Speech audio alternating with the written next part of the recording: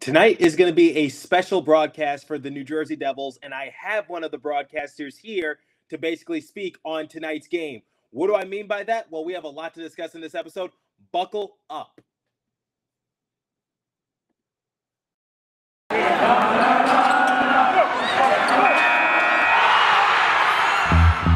You're Locked On Devils, your daily podcast on the New Jersey Devils. Part of the Locked On Podcast Network, your team every day.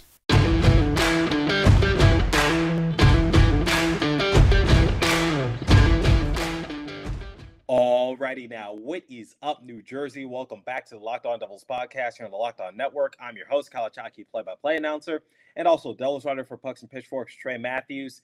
And I am finally back home, guys. I am back from Las Vegas, Nevada. I am back from Sin City. Ate at some cool restaurants, saw some cool facilities, saw the nightlife there in Vegas. It was overall a great vacation. It was a great atmosphere. First time being out west. Wasn't used to the 3-hour time delay. But ultimately, like I said, great vacation, something I'll definitely do again. So for any of my listeners who live in Vegas, Viva Las Vegas, as Elvis once said. So like I said, it was a great vacation, but I am glad to finally be back and talk about the New Jersey Devils once again. So a lot has happened for the New Jersey Devils. For one, they came out victorious against the St. Louis Blues in their last matchup, winning 3-2 in OT. Dougie Hamilton was able to get the game-winning goal, and Ty Smith was also able to generate a goal. But ultimately, the Devils almost blew that game because they gave up 2 goals in period number 3. I was just like, okay, when it goes to OT, I'll be happy if they get the point because, we'll take any point that we could potentially get. And the Devils were able to win it and get the full 2 points. So ultimately, it wasn't the perfect game, but it was still an exciting and entertaining game to watch. And like I said, guys, Dougie Hamilton certainly makes our team better. Now, like I said, there's been a lot going on with the Devils organization. And I told you guys a few weeks ago that the trade deadline will be here before we know it. And we're just like a week and a half away from seeing which players are on borrowed time and which players are going to find a new home.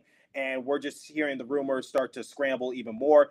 We've been hearing Pavel Zacha. We've been hearing PK Subban. We've been hearing a lot of rumblings in the Devils organization, primarily linked to the Vancouver Canucks, whether it's for Connor Garland, Brock Besser, or even Quinn Hughes, which I think is very far-fetched. But ultimately, the Devils have been linked to those types of players out in Vancouver. We'll see what happens. But ultimately, the one thing I want to talk about briefly, and I'm going to talk about this very briefly, like I said, just because I want to save this for a full-fledged episode, but Tom Fitzgerald had a tough conversation with PK Subban, and he informed them that they will not re-sign him come the end of the year. So that's got to be a tough pill to swallow for Subban because, going from a Norris Trophy winner, being on the cover of Shell, the video game franchise, and also just being a great role model in the sport of hockey and just being a recognizable figure in the hockey world and also competing in the Stanley Cup Finals at one point to now not being wanted by a bottom tier team. Like I said, that's definitely got to be a bitter pill to swallow just because, like I said, just going from all of that to now just basically not being wanted by the New Jersey Devils, even though, like I said, guys, I'm one of the more optimistic Devils fans out there. I'm usually very happy and go lucky about how we approach a game or how I feel about our players or how a season is going. But I can't deny the facts. The Devils have not been good this year. They haven't been good the last few years. And now PK Subban has now been informed that even the Devils don't want him. So the one thing I have to say about PK Subban, and like I said, I'll keep this very brief, but I think the thing for PK Subban was that I was willing to bring him back just for a much cheaper deal. Because let's face it, his contract is very expensive, and we've been trying to get rid of him for a couple years now. We tried exposing him in the expansion draft. Seattle Kraken didn't take him. We tried trading him away a couple years ago. No teams really want to take on that big contract with a declining production from PK Subban. He's gotten better the last couple years, but, his best with the Devils right now is certainly a far cry from what he was able to do during his Montreal Canadiens days or his Nashville Predators days. So ultimately, like I said, I'm sure Tom Fitzgerald, when he said that was a tough conversation to have, it's just because I'm sure that puts a damper on PK Subban's confidence and definitely just leaves the question like what team wants him, because I do want PK Subban to come back to the Devils organization just on a cheaper deal because, like I said, former Norris Trophy winner, and he's a great leader in our locker room based on what I've heard. So just having that presence for a young team, I feel like that could be beneficial for the New Jersey Devils organization. But I guess they're just trying to cut dead weight, and ultimately PK Subban just wasn't in their future plans. That happens. It's a business, but that's where we stand with PK Subban right now. Like I said, I'll talk more about that in a future episode. I'll give you guys my overall opinion, and I'll tell you whether or not I agree with the decision from Tom Fitzgerald. But ultimately, I think nobody's going to miss PK Subban all that much, but he's gotten better over the last couple of years. That's something you can't deny, but his improvement and his slight trajectory on the upward hill of being on the Devils organization, like I said, far cry from what he was able to do during his Montreal Canadiens days and also his Nashville Predators days. But that's just how the game works. And unfortunately, PK Subban hasn't really adjusted his game to the modern NHL or the direction that it is heading. And we'll talk more about that in a future episode. But for today's episode, let's talk about something a little more optimistic. So let's talk about today's game for the New Jersey Devils as they take on the Colorado Avalanche. Can't wait to talk to my boy, Alan Cosman, who also runs the Ryan Graves social media page, and just basically give his overall takes after the game, because Ryan Graves used to play for the Colorado Avalanche, and Alan Cosman runs the fan page. So this is going to be very interesting, and I'm looking forward to that conversation. But ultimately, guys, here's something I want to focus on. So the Devils tweeted this out earlier today at the time of this recording. They said, for the first time in our franchise history, we will have an all-female digital broadcast. Kelly Schultz will have the play-by-play call, and Erica Ayala will serve as color commentator on the Devils Hockey Network. And they released the press release. So I'm really looking forward to that. If that name, Erica Ayala, sounds familiar, is that she is the host of Locked On Kraken. She's been on this show before. She's given her opinions on the Seattle Kraken. We talked about the expansion draft. We talked about our Game 2 rivalry. And I talked about my experience with Everett Fitzhugh, the play-by-play announcer for the Seattle Kraken's radio feed. So Erica Ayala has been everywhere. She's worked for the WNBA. She works for the PHF for ESPN Plus. She's just basically a great voice and a great advocate in the sport of hockey. And I am really happy to see my colleague get that chance to call a hockey game in the NHL. That's definitely going to be really cool. And I'm definitely going to be listening. So for the first time ever, I am going to be listening to the New Jersey Devils. I will not be watching them on TV because I want to support Erica Ayala. And as soon as that news broke, I reached out to Erica and I was like, hey, I want to do a crossover. I want to, talk some pregame stuff. I want to talk about your career as a broadcaster because I think it's very cool. I think it's inspirational. And like I said, I think a lot of you will find that enjoyable. Here's the thing, though. This is going to be a little of an unorthodox interview, if you will, because Erica was actually traveling when I reached out to her. Her flight got delayed. So she said this. She said, send me the questions and I will answer it in a video and send it to you. So this interview was not conducted live. It's basically Erica speaking to the camera. And like I said, guys, it's just it's an unorthodox interview, but still very informative. And I'm glad that she took the time to do that because she is very busy. She got in real late last night, but she still took the time to sit down, do that video. So once again, thank you to Erica for doing that. The pleasure is always mine. And I hope you guys enjoy the interview. But before we bring Erica in, it is time for the first live read this morning. And it comes from our friends at Built Bar. So this is the time of year that I've pretty much given up on all my New Year's resolutions. But not this year. I'm sticking to my resolution to eat right. Thanks to Built Bar. It almost feels like it's not really a resolution because I actually enjoy eating them. Have you ever tried the Puffs? If you haven't, you're missing out on one of Built Bar's best tasting protein bars. Puffs are the first ever protein-infused marshmallow. They're fluffy. They're marshmallowy. They're not just a protein bar. They're a treat. And they're covered in 100% real chocolate. Puffs are a fan favorite with some incredible flavors: yummy, cinnamon, churro, coconut marshmallow, banana cream pie. So good. These are going to be your new favorite flavors. All Built Bars are covered in 100% real chocolate. Yes, Puffs included. And they are low in calorie, high in protein. Replace your candy bars with these. They are better. A typical candy bar can be anywhere from 200 to 300 calories. Most Built Bars contain 130 calories, 4 grams of sugar, 4 net carbs, and 17 grams of protein. They have flavors like mint brownie, coconut almond, and new this month, white chocolate, cookies, and cream. They are delicious, and new flavors are coming out all the time. If you think they have a good flavor, they're definitely going to make it. So I don't know how they do it, but somehow, some way, they always make the flavors good, delicious, and enjoyable. So the offer is go to Built.com, use promo code LOCKED15. You will get 50% off your order. Again, use promo code LOCKED15 for 15% off at Built.com. And now, the second live read comes from our friends at BetOnline.net. so funny doing a BetOnline live read just because I got back from Vegas and there was sports betting everywhere. Like in my hotel room, they had like huge flat screen TVs and they had like 30 games on at once. And there was just this huge lounge where you could just sit back and watch the sports game. I watched it. I didn't place any bets on any teams, but still, it was a very enjoyable experience. So I highly recommend going to Vegas because it makes the atmosphere that much more enjoyable. So football might be over the season, but basketball's in full steam for both pro and college hoops. From all the latest odds, totals, player performance props to where the next fire coach is going to land, BetOnline.net is the number one spot for all your sports betting needs. BetOnline remains the best sport for all your sports scores, podcasts, and news this season. And it's not just basketball. BetOnline.net is your source for hockey, boxing, and UFC odds, right to the Olympic coverage and information. Head to the website today or use your mobile device to learn more about the trends in action. BetOnline, where the game starts. Please remember to gamble responsibly and visit our friends at Locked On Bets for all your betting needs there as well. Okay, it's time to talk to Erica Ayala of Locked On Kraken and also the color commentator for tonight's game against the Colorado Avalanche. So, Erica, take it away, my friend.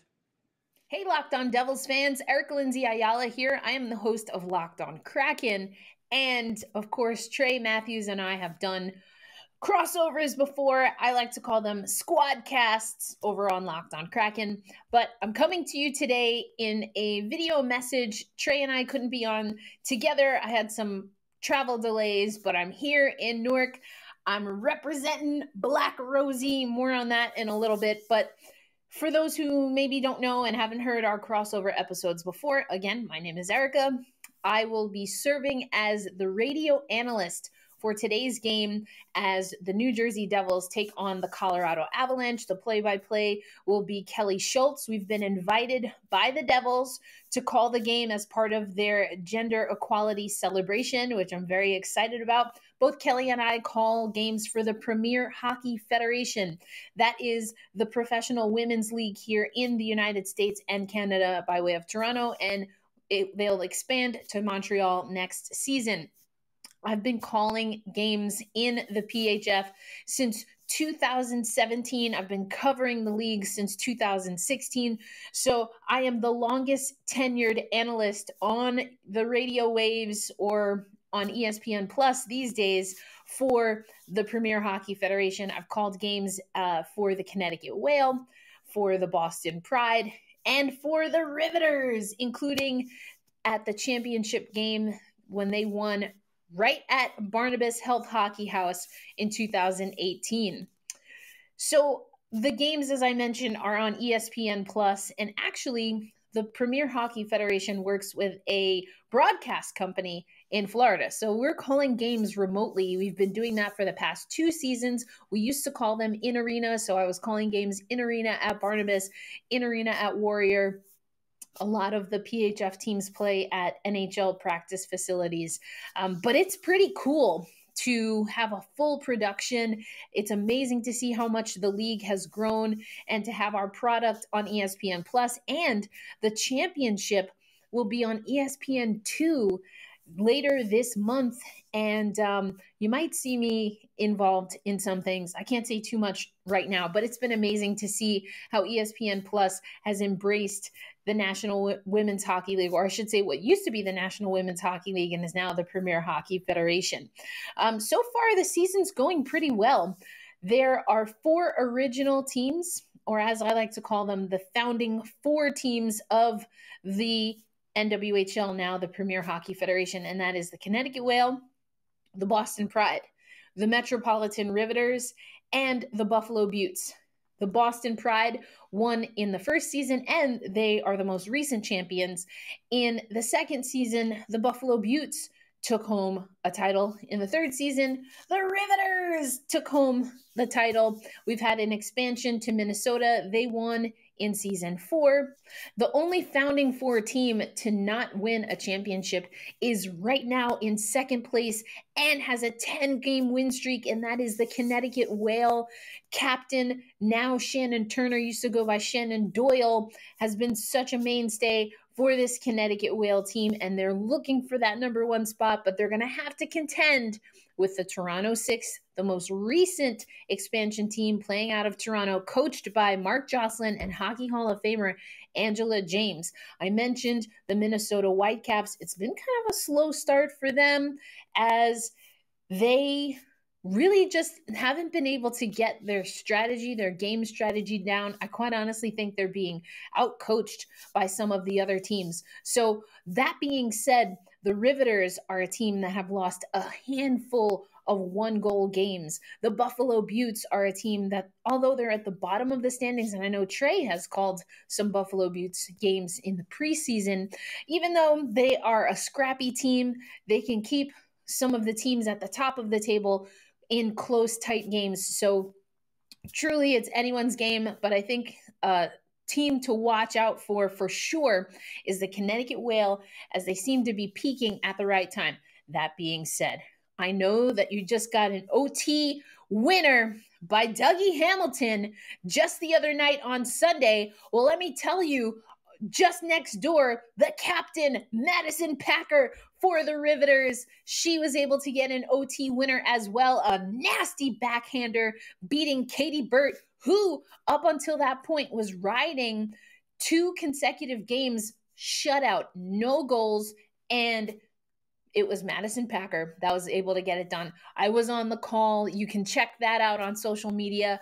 That was probably one of my more exciting calls from this season, being able to be the analyst on that call. It was an absolutely filthy goal. I've seen Madison Packer score a bunch of those, though, so it's always exciting to see her play. She's been with the Riveters all 7 seasons of the franchise. Again, 1 in season 3. There was no season 5 championship because of COVID. And as I mentioned, the Boston Pride won in season 6. So how has my preparation been for the New Jersey Devils game? Well, I'll be quite honest. It was tough because I was calling PHF games. For those who may not know, I also was covering the Olympics. I covered the men's and women's hockey tournaments there. So it's been nonstop for me. The way that this came together was that Catherine Bogart, I understand, was giving some names of women who were in the game. Like I said, this is my 6th season calling Premier Hockey Federation games, or used to be the NWHL. And so I'm just really thankful that my name got brought up, and then a few other people from the Devils organization contacted me. It came together about a week after I got back from Beijing, China. So it happened pretty fast, pretty quick, but I'm glad it did. This will be my first time calling a National Hockey League game. I'll be calling it on the radio again with Kelly Schultz. I'm so excited. I think the important thing, especially when you're an analyst, is to try and find some of the storylines. We know that this is going to be a special game because it's gender equality. It's the gender equality game. But I know that there was a big win, as I mentioned, in overtime. I already kind of talked about the connection between the Devils and the Riveters and that overtime win, back-to-back overtime wins at the Rock and Prue, or I should say at the Rock and then at Barnabas. So things like that, you can expect me to bring up. I know that after the Riveters won their championship in 2018, the banner reveal actually happened at the Rock, and now that banner hangs in Barnabas. So things like that I'll probably be bringing up. I've also had an opportunity to call women's hockey games with the legend herself, Sherry Ross. For those who don't know, Sherry Ross was the first full-time play-by-play radio announcer. And where was she announcing games? That's right, for the New Jersey Devils. I remember walking through Barnabas. It's right over here because I'm in my hotel. Walking through Barnabas with my eyes wide open. I'm brand new to hockey, and I'm getting to work a practice before a game with a legend, Sherry Ross. And I was like, Sherry, I want to know your advice. I had already been calling games and doing some rinkside reporting, but I went to Sherry and I was like, I want to know what you know. And she's like, I want to know what you know. You obviously know the players. You know this league. I'm learning about this league. And she really made sure to give me the confidence to continue doing what I was doing. And I never forgot that. And so to kind of be able to share a little piece of history with Sherry Ross is extremely special to me. Sherry Ross has been extremely special. So The Devils organization, I've actually had some pretty deep connections to the Devils by way of women's hockey and women in hockey. So for them to tap me for this radio broadcast, their first all-woman broadcast on their digital media, is so critically important. I'm so thankful for all of the people who encouraged me along the way. And who knows what happens after this, but we'll start with the Devils and see what happens from there. And so when we're thinking about how to get more women and people of color involved, I think it happens with things like this.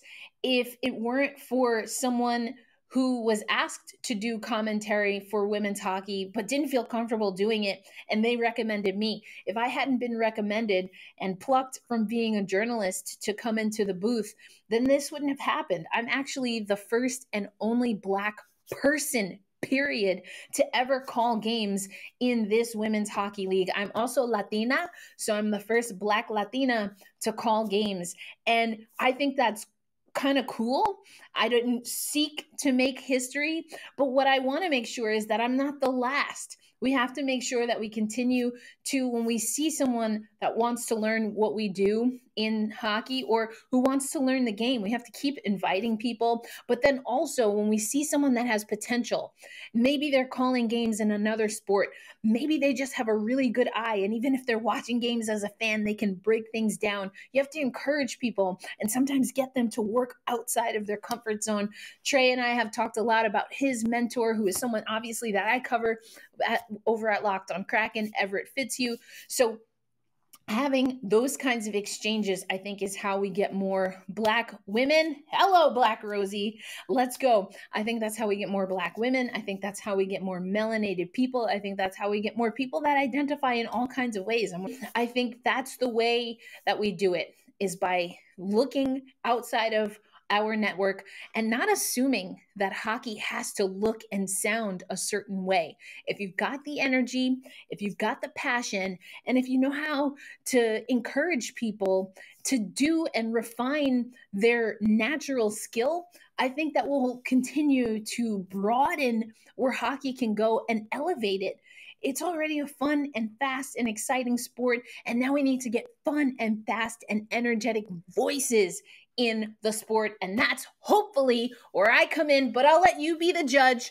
Find me and Kelly Schultz on the radio broadcast call as the New Jersey Devils take on the Colorado Avalanche. The Avalanche, of course, will be coming off of a back-to-back. The Devils coming off of that overtime win. So I think it's going to be a good one. I give you a few of my stories that I'll probably sprinkle into the broadcast, but I've got plenty more, plenty of players to watch. Obviously, we know the Hughes brothers. Another connection there, Matty Beniers, Luke Hughes, Big Ten. They got it done against Michigan State. What's it going to look like as they go up against a Notre Dame team that, remember, swept them at the close of the regular season? Oh yeah, I talk college hockey too. Let's get it going. I'm so thankful. I'm so honored. I'm so proud of Kelly Schultz, also who you're going to hear on the broadcast.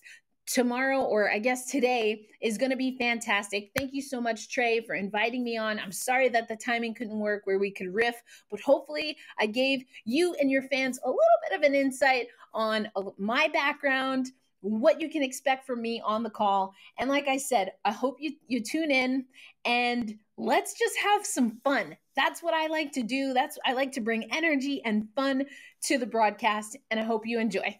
Once again, special thanks to Erica Ayala, host of Locked on Kraken, for taking the time to do this crossover and / interview and basically provide you guys her background experience as a broadcaster and also give you some insight for tonight's matchup between the Devils and the Avalanche. I'll definitely be listening, and I advise you all to listen to it and just support my colleague. She has worked very hard, and she is a great role model, a great advocate in the sport of hockey. Very proud to see how far she has come along. And also check her out on ESPN Plus, as she does call a few PHF games. That's the Professional Women's Hockey League. So, like I said, looking forward to tonight's matchup. And hopefully the Devils can give her a win and something to actually talk about. But we'll see what happens. But as for today's episode, guys, that's all the time I have for you. So thanks for listening. Continue to stay safe. Have a wonderful day, New Jersey. Go Devils. And I'll catch you guys in the next episode. Once again, thanks for listening.